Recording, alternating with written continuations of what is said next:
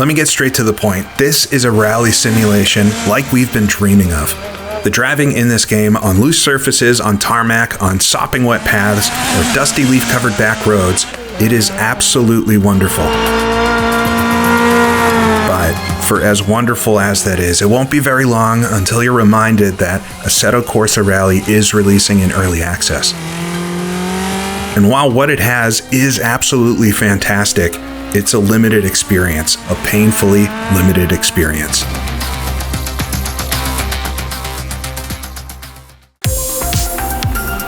I was so fortunate to receive access to this game earlier this week from the folks at Supernova and Kunos, and of course I was eager to see if this was as fun and exciting as the game I had tried at the Sim Racing Expo a few weeks ago.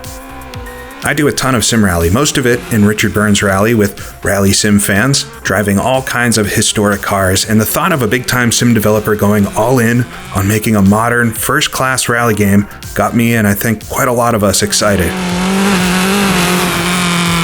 And I'm very happy to say that this is the experience I tried at the Expo, and the one I hoped we were going to get at home.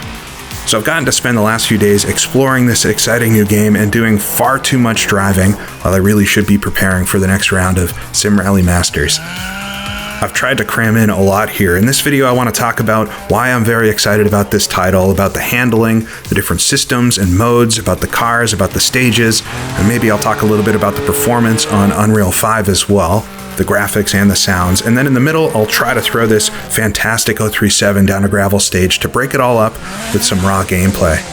I've got timestamps if you want to jump to exactly what you're curious about. So let me talk about the driving for a minute. That's the thing that everybody asks about at first. And it only takes a minute watching the external replay of these cars, each tire bouncing over the small divots in the road, the suspension compressing, flexing, battling against the laws of physics. It takes but a moment watching this to see that there's a high level of fidelity in how these cars drive and how they move. I think there's a lot that can be said when it just looks realistic. It looks right. When you watch the cars, they move and behave correctly. But it's not just smoke and mirrors to make it look that way. When you jump behind the wheel, give it a little throttle, start turning for a bend, you immediately get a sense for the weight of the automobile under your control. Driving a rally car is all about managing weight transfer and momentum, and this sim has that nailed. The cars feel like they have mass to them and that they're in full contact with the road, all four tires. It's all here, the edges of the road, the ruts cut into the mud, the small imperfections of the laser-scanned terrain, the cracks and the bumps in the asphalt road, and the clean, ultra-grippy rubber marks from your competitors. They're all sensations that the car reacts to.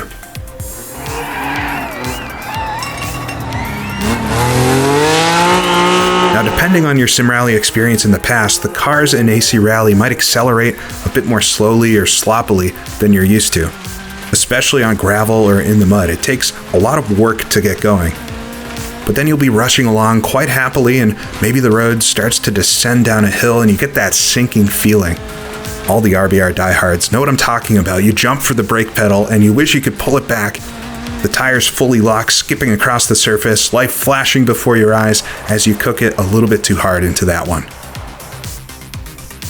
But the consequence of getting it wrong might not be as brutal as it needs to be. This is one area that Supernova specifically said is under development, so I'm not going to go too hard on it, but as it stands with the hardcore damage setting, you can get away with quite a lot. I've hit some trees and other objects at pretty severe speeds and would expect the car to be undrivable. But you flick the ignition and keep motoring on, maybe a few body panels less, but mechanically it felt decent. It's one thing I hope Supernova can give us, because a truly hardcore mode that means the rally is over if you get it even just a little bit wrong. It adds so much to the suspense, to the thrill of going fast. You see in real life that even nudging a bank can totally rip the suspension off a car. Hitting a big pothole can blow the tire or break a wheel. Details like this would make driving on the edge even that more exciting. When the consequences aren't quite as severe, you can just be that little more reckless. But that's not to say this is an easy game. There is plenty here to keep you on your toes. This is one sim where the conditions really matter. There are different starting surface options, from optimal, high grip, perfect racing surface, down through fast, green, slow, and then finally dirty, which has absolutely no grip. And you really feel the difference between these. Doing some runs on optimal and then jumping into the dirty road will have you quickly searching for the brake pedal. And do the opposite, do a run or two on the dirty road and then jump into optimal will have you feeling quite like Superman. The change is significant and it makes for a very dramatic experience. Weather conditions, of course, matter as well. It seems like they've pulled over the types of weather settings that you might be familiar with from AC Evo. You can drive at any time of day with any weather condition from clear blue skies to lightning storms, as well as varying levels of starting road wetness. The grip in the car handling on dry versus wet road is interesting, in a good way, on gravel, which I don't feel like always is the case with other rally games. Dry gravel acts a bit more like sand, where the car wants to dig in and it can be quite soft in spots, especially near the edges of the road. Whereas the wet gravel, outside of the muddy bits, it actually helps your car skip along the surface when you get to a high speed. The wet tarmac road, on the other hand, while it's definitely more slick, doesn't quite have that same level of feeling. I would expect the cars to maybe hydroplane more, or at least for big puddles and pools of water, pull the car like you can experience even on a road car at modest speed. You want to have to search for spots on the tarmac where the water hasn't pooled, but from what I can tell, it's mostly visual for now. The lack of grip and slippiness is there in the wet, but I wouldn't say it really feels like wet tarmac road.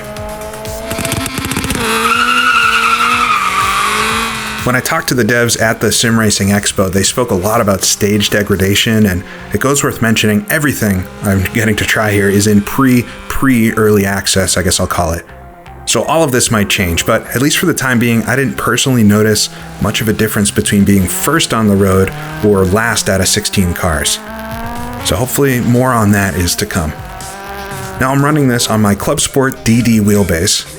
I've got the settings configured like you can see here. No dampening or minimum force, although I did test them out.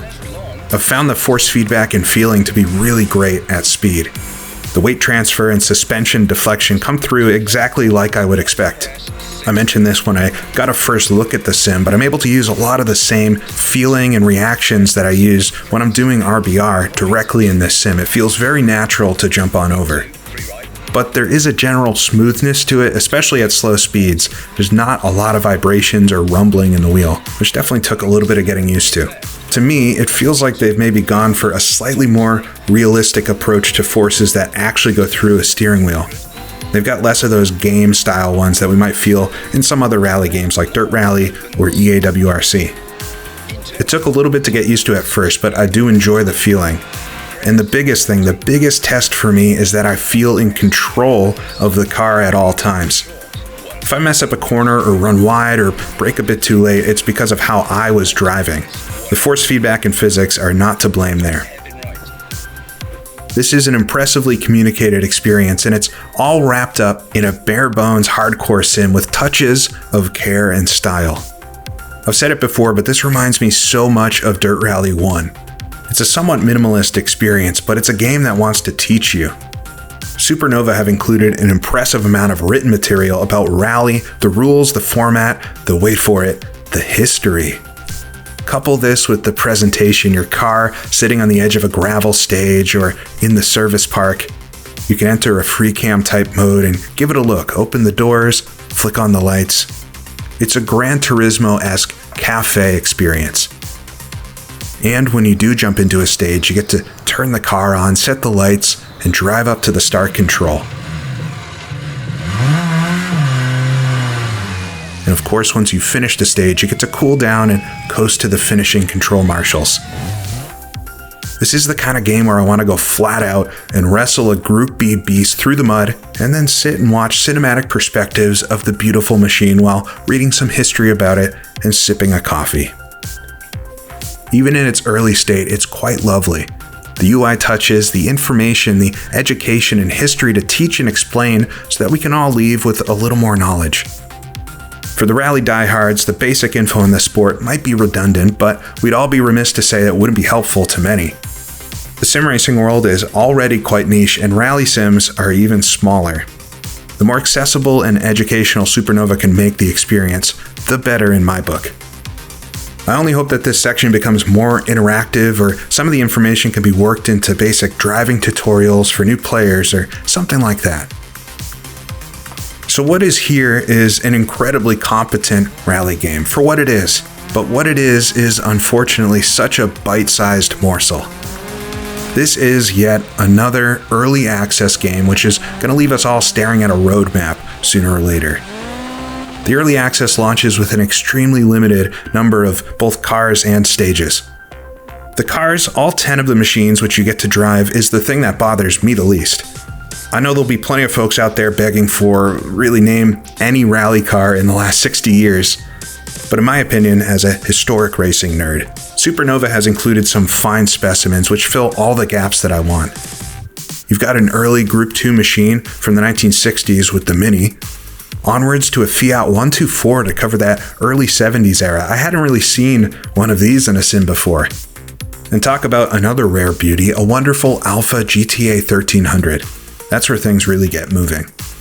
With Kunos being an Italian developer, there's a, how could you say it, a vibe to the selection.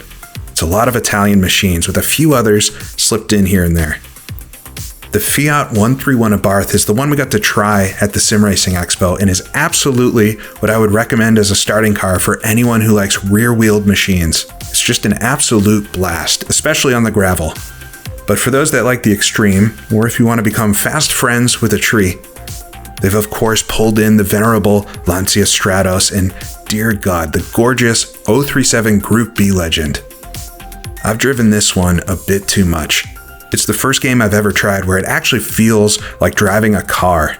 It's one that's going to send you off a cliff if you give it 1% too much throttle, but it does feel like an actual car nonetheless. From there, things get a little more reasonable, but still quite exciting with the Lancia Delta Integrale. And onwards to, wow, something French, the Citroën Zara. There's a Peugeot as well, and then into things that are far too modern for myself, but I'm sure will appeal to many. I think the Hyundai Rally 2 is the most sophisticated of them. It's a short list of cars, but like I said, it's got a little bit of everything and plenty of unique driving experiences. This isn't a WRC game, it's a rally game, it's a general rally game, and I think the selection of cars really gives you that weekend warrior type vibe. Kick the tires, jump in, and get going. The front-wheel drive cars, of course, behave like they should, understeering all over the place, the rear wheels skittering on behind.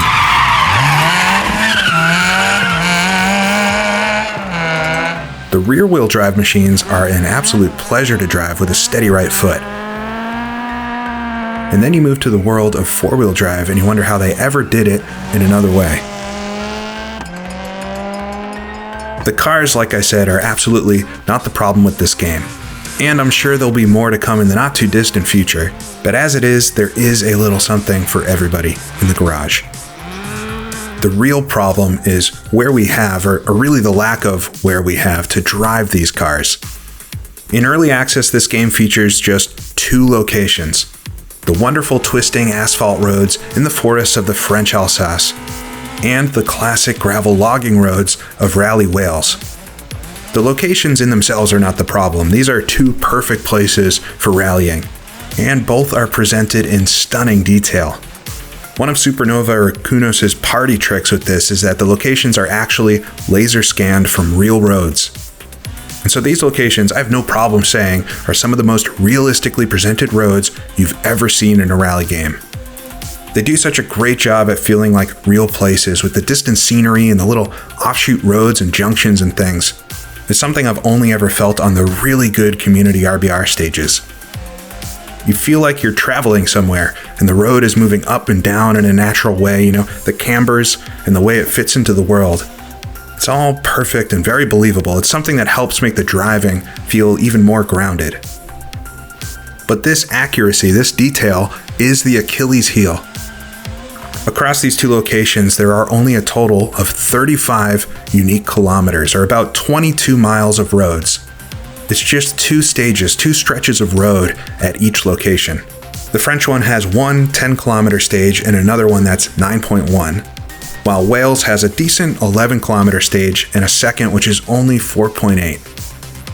So 2 unique stretches of road per location is it. which of course then it's chopped up and reversed and represented as a group of stages. There's no problem in doing that. Of course, we want to run the road in both directions.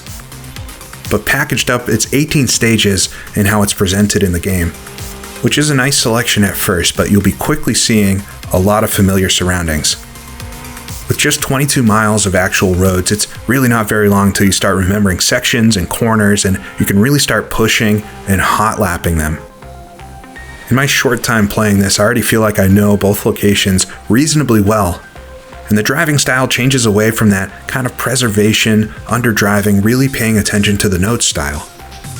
Some of the randomness of rally just can't exist with such short distances. Of course, this is early access, and Supernova have noted that more stages and locations will be released as updates come out over the next year. But with the bar set so high on quality and laser scanning and no immediate sign of modding, the question really is, how fast can they add more stages and more distance? But that's not to say I don't thoroughly enjoy what we do have, and here's a taste without me blabbering over the top, a full rundown the 4.8 kilometer gravel stage in the killer 037. 3, 2, 1, go. Flat left, 40, kinks, 100. Flat right into 5 left, over crest, keep in, flat right, 50. 5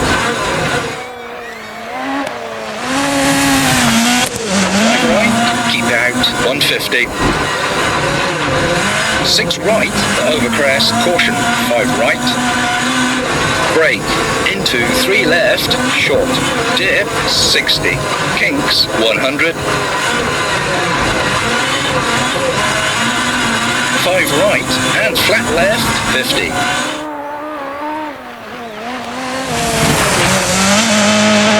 Into 3 left, short, 70.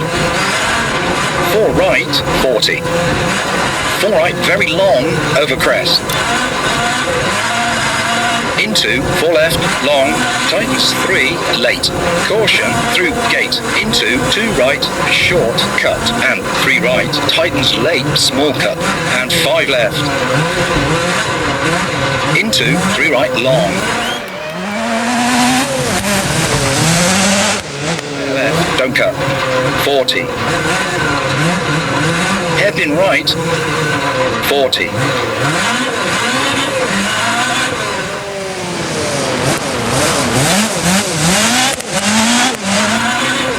5 right, 40. 6 right, 100.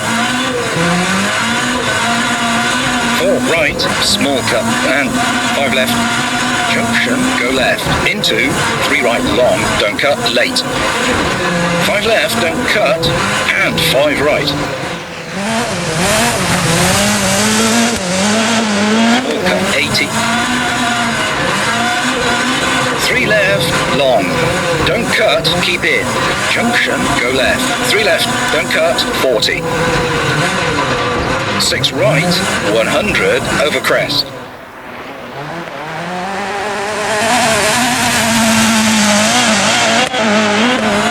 And 3 right, into 2 left, don't cut. And 3 right, very long, tightens late. Caution, locks inside, 50, over crest. Into 3 left, don't cut. And 3 right, very long. Kinks, over crest. Into 5 left, 60, over crest. Caution, brake. Junction, square right, 80.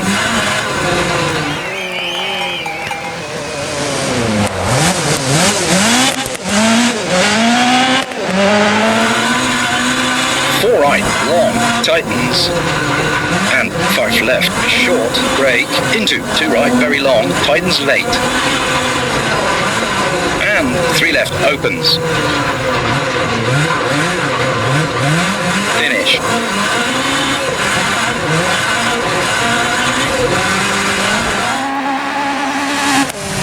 and stop at Marshall's.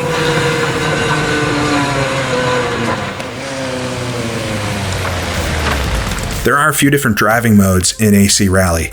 Of course, a general type of practice where you can pick the exact stage and car you want.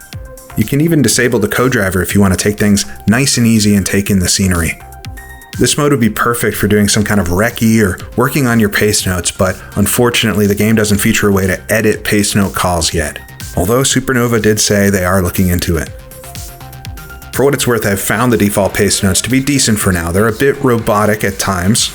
They do use the popular 6-to-1 system, and they have a few different call-ahead distance options. On the very earliest setting, I did find it to be about where I want them to be, which I think will satisfy most of the hardcore folks. Left and sudden, 3 right, short, 200, over crest. But to be honest, with such a short amount of roads, it's not really hard to remember those few sections that you have trouble with anyway.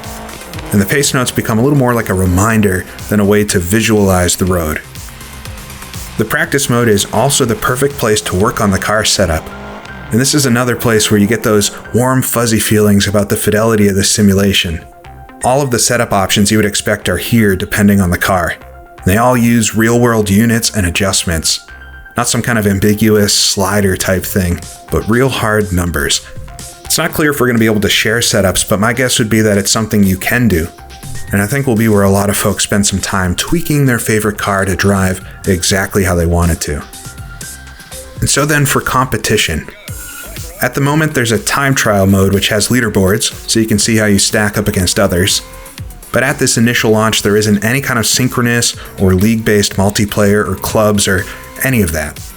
It's all apparently to come, and it seems like there's some interesting plans to make it more interactive than our normal type of online rally. We'll have to wait and see. For the time being, the real meat, as it were, if you want to do more than just hot lapping a few stages, is trying out some of the pre-built scenarios that Supernova has made. It's a set of stages with goal times and different cars to give you a quick taste of everything that's on offer. Or lastly, you can spend your time doing what I've been doing and setting up custom offline rallies against AI. Now this mode lets you select and create a full rally out of the limited stages in the location. You can choose exactly which stages you'd like and in which order, and where the services are to fix your car, which conditions and time of day the stage will be, and then a bunch of other settings. It does give you a ton of freedom in what the event will look like, but it's overall quite a lot to set up, especially to get everything set realistically. I would love a random generation mode which can maybe auto-create a rally based on some kind of parameters and give it varied but realistic conditions without having to go in and select each one manually. It ruins some of the surprise when you have to set the weather on each stage yourself. Now interestingly, there is a dynamic weather option which does vary the weather, but it does it on the stage specifically, so I guess different competitors might get slightly different conditions. It sounds like something that could be really interesting once this all comes to multiplayer. But this is where I've been spending all my time, and I'm going to be posting a couple of videos soon, one at each location with a short rally, just to give you what that experience of actually playing through a rally is like. Alright, and so lastly, I should say a few words about the visuals and the performance of all this. This game is running on Unreal Engine 5, which I know for a lot of folks out there, especially for all of you with VR dreams, it's maybe a nail in the digital coffin. This game certainly takes some beefy hardware to run. Everything I've shown here is with my NVIDIA 4070 Ti and a couple years old i7 12700K. On my system, it's running about on high settings and ultra-wide 3440 by 1440. And while I'm recording, it runs around 60 to 90 FPS with a little bit of DLSS resolution scaling. I have to lower it to medium to get 120 FPS. It's definitely one of the most demanding sim racing games I've ever played graphically, and can definitely get in the way with the type of game that really could use high frame rates to help with control. But at the same time, for an early access title, it's surprisingly well optimized. In testing this pre-early access build of the game, it didn't crash once on me, have very many performance hiccups. Once I got the settings dialed in, everything was running very smooth.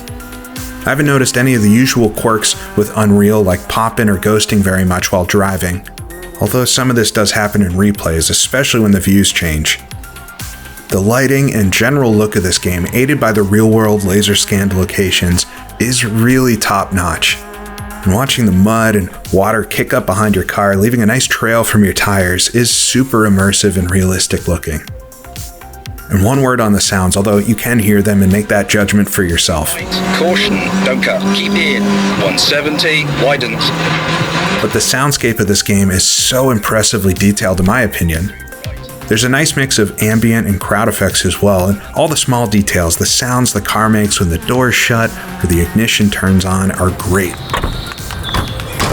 Maybe the reverberation off the close objects is a little overdone, but it's all tunable in the menus, and it really adds to the immersion overall. So, AC Rally. It's like having an incredible dessert at a restaurant, but it's one of those fancy places, so you only get a single bite. I just want more. I want more stages, longer stages, more locations. With the uncertainty of modding in the future, but with Supernova adamant they will provide more, the real question is going to be at what pace? Because with what there is, 4 stages and just over 22 miles of roads, it only takes a few hours until you've really seen it all. And one of Rally's defining qualities is that there's always something unexpected, and that just becomes a little less possible. There are a series of really small things that are currently kind of quirks that they have confirmed will be fixed, like the ability to turn off the HUD completely, or a key to toggle the wipers, a way to save a replay, or a free cam for filming better videos and taking screenshots. But overall, AC Rally shows a ton of promise as a rally sim for the future, and I'm very impressed. But as it is right now, it's kind of a fun sideshow, a tech demo of sorts. And I know I'll be going elsewhere for any kind of serious competition for the near future. But you better bet I'll be keeping an eye on it and pining for early access updates like the rest of us. So I will certainly be back here again at some point when something new and interesting appears for it. And for all of us, I really hope that is sooner rather than later. So until then, thank you Supernova and Kunos for this great experience and allowing me to test it at the expo as well as here at home before it gets released to the general public. And I thank all of you for watching. This is GP Labs, and I'll see you all again next time.